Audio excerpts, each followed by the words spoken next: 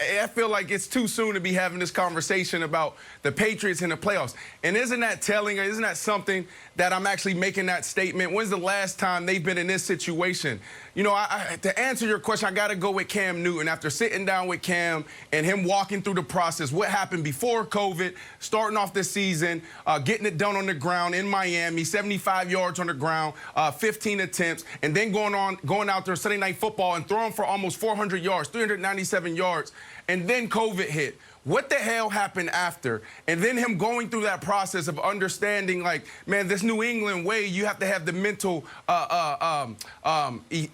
what's the word he used? He said mental fitness. That's exactly what he said. Mental fitness to be able to keep up with what they're throwing at you. He said that train doesn't stop. So when you think about Cam Newton in the situation last year, I think if you give him more time, and if he corrects some things in the pocket, he corrects some things at the line of scrimmage, you give him some playmakers, which is a big ass of Bill Belichick right now as the general manager, they may have an opportunity with him, but they have too many holes to fill to start with this thing being the most important thing. They have problems on the offensive line. They have problems at the wide receiver. They have no tight ends, and defensively, they took 3 steps back last year. So, Coach, this is not a good situation for the New England Patriots to be in. Well, New England's been in tough situations before, and the one continuity point has been quarterback. I do think they're in the conversation for playoffs. When you look at their offseason, they had the highest number of opt-outs of any team. And then when you do bring Cam Newton in as late as you do, they had more success than I thought they would. I didn't even think it would work where they could be together for the whole season. And through the course of the season, they had the fumble against Buffalo. They had the goal line stand against Seattle. Or otherwise, this is a 9-7 team, and we're talking about them very differently than we're talking about them now. In terms of solving the problem, of course they're looking at every option, and they're looking at what's available in the draft. And of that list of names, Jimmy Garoppolo is intriguing because of their history. Cam's intriguing because I'd like to see what they do with a full offseason and with him having a base to start from. But I also think Marcus Mariota could be a name that could work in New England. Here's a guy that's on the final year of his contract. It's only $10 million. He had success, and it wasn't the success they were hoping for in Tennessee. But when you look at his body of work, there's a lot of things that you like about him, and I could see him fitting very well into that system. And guess what? Mariota's available.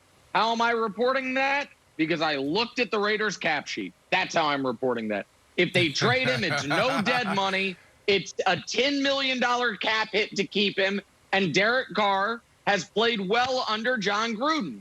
John Gruden, who's been the subject of a lot of criticism on this show, is getting the best out of Derek Carr. So I think when you saw them bring in Mariota, it was like, oh, are they maybe not sold on Carr? I think they are very happy with Carr right now. And so I think they will move Mariota for the right draft pick compensation, because you don't want a $10 million cap hit for your backup quarterback. But, Coach, I just want to go back to you, because this is the aisle the Patriots are now shopping in. This is, nowadays, when Coach goes shopping with his wife and they see the clearance section, they steer clear of it. They go the other place, and they're like, no, where are your newest releases? But way back in the day, before you had a Cape Cod house and other things, when you were a lowly positional coach in the late 90s, it's like, wait, what is maybe slightly defective? What is something that you can't really tell, but there's a little stain on it, so it's 40% off? That's where the Patriots have to shop. Because last year, statistically, they had the worst quarterback situation in the league. And, Coach, right now, the question I would have to you is, you don't have to give me a specific team, but is there any team in the league that would say, oh, we have a worse quarterback situation than New England?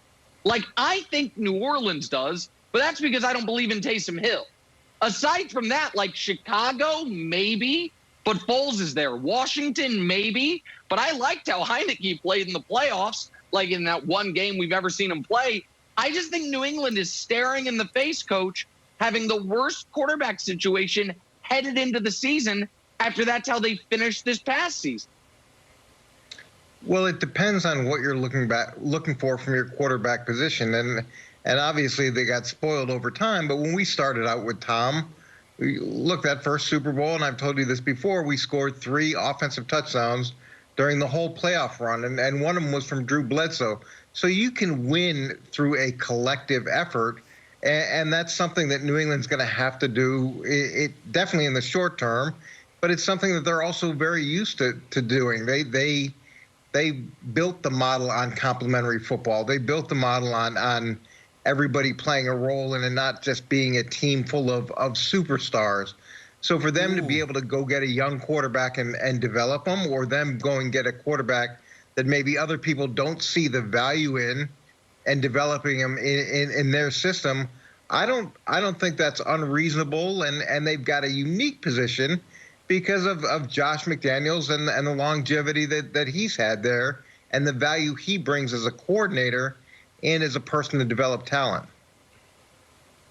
So, Coach, that takes me back to my first point in the question, playoffs, right? And it's about winning. So is it about winning with New England when you look at their situation right now? If we're going to go get a quarterback and we have to develop him, and it's built around everybody coming together collectively and winning games, then we're sadly mistaken. Like, this team cannot go out there and compete if they don't have a Tom Brady, if they don't have a superstar at quarterback.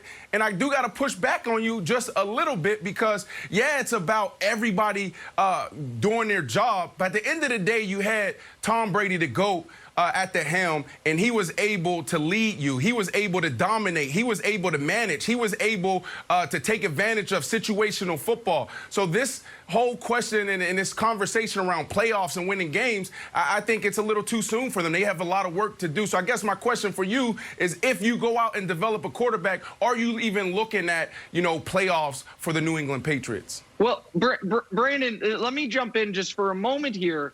Because I know, Coach, you bring up, and you're right, that first Super Bowl and the way the teams of the early 2000s were built. But you know this as well as we know this. Willie McGinnis ain't walking through that door. I don't know if Mike Vrabel's walking through that door. Ty Law's not walking through that door. Lawyer Malloy walked in and walked out. And I understand they have those opt-outs coming back.